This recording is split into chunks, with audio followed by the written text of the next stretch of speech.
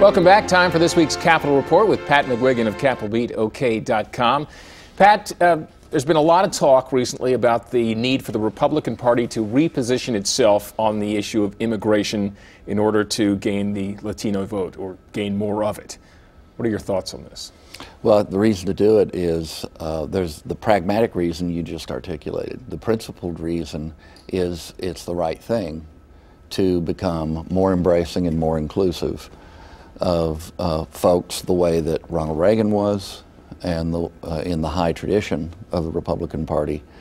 This is not to say that either party is blameless. I mean, you have to remember we had a labor commissioner for 4 years named Lloyd Fields who was very anti-immigrant.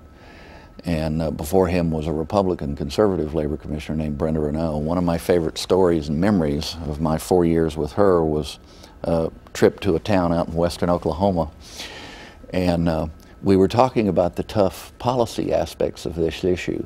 And to some extent, the editor that we were meeting with, some of the things he said were kind of stereotypical. I'm not going to malign him by saying his name or reprinting him. However, towards the end of the conversation, there was this fascinating moment where he goes, hell, if it wasn't for the Mexicans, we'd be 2A. Instead, they were playing 4A football. Right. And, that's funny in a way. It doesn't get to the heart of the moral aspects of the issues, but it's kind of a pragmatic western Oklahoma reaction. We like the Mexicans, okay, because of them we have a bigger school. Now, my own perspective has long been to be a strong dissenter on the conservative side of things about the immigration issue. I think it's the right thing. It'd be better for America. If you were living in Mexico, I often say to friends of mine who share my values, if you were living in Mexico in the kinds of conditions that have prevailed there for the last decade or two, where would you go? And the answer is always the same. They'd go north. Yep. They'd get out of there for the sake of their family and their children. The Mexicans today are like the English 400 years ago. Jews fleeing pogroms in the 18th and 19th century. They're like the Irish of the 19th century, my people. They're like former slaves that came to places like Boley and Langston during the territorial days to find a better life. They're like the Hungarians in the 1950s, fleeing communism, and the Vietnamese in the 1970s and since, who didn't want to live under that kind of system. House Bill 1804 made a whole lot of people feel unwelcome in Oklahoma. It's not the best policy approach, and also even though the government has now said this is fine, it's the state doing a federal function. This needs to be a federal issue. We need to all seek a better way forward. Guest workers, transition to legality. There's lots of approaches that have been tried in the past.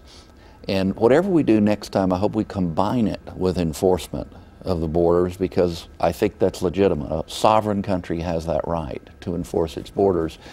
But I hope we can move away from this the edge that we have right now in immigration policy, because it's the right thing to do, and it might have some ancillary benefits elsewhere in the equation. Let's talk about another topic this week. The Oklahoma Council of Public Affairs hosted an event at the Capitol about implementing a program called Safety Opportunity Scholarship. Tell us about the program. What's the potential benefit for Oklahoma? It's an interesting idea. It's really something vaguely like this already exists in Arizona. It's being pressed in California, where it will not pass statewide, but it's being pressed in minority communities in California, hoping for the chance to give a parent a right to take their child out of an unsafe school environment and put them in a safe school environment, regardless of whether it's public or private. So it's an aspect of school choice. Now, the problem with current federal definitions, there is a theoretical right for your child to go to a safe school. The problem with the current definitions in law is that the threshold for getting to that definition of unsafe is 3 years of repeated incidents.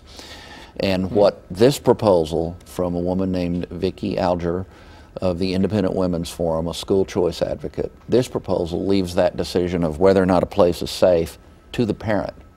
Now, what kind of numbers are we talking about? Only 6.6% of all schools, about 5,400 out of the 100,000 or so nationwide, have safety incidents, and the actual violent incidents are only 1.6%. But if you're in one of those schools, this is something you'd like to see addressed. So for the future, I'm hoping that this at least gets entertained and discussed at the legislature. All right, and you can read more about these and other topics at capitalbeatok.com. For Pat McGuigan, I'm Alex Cameron. Have a great Saturday.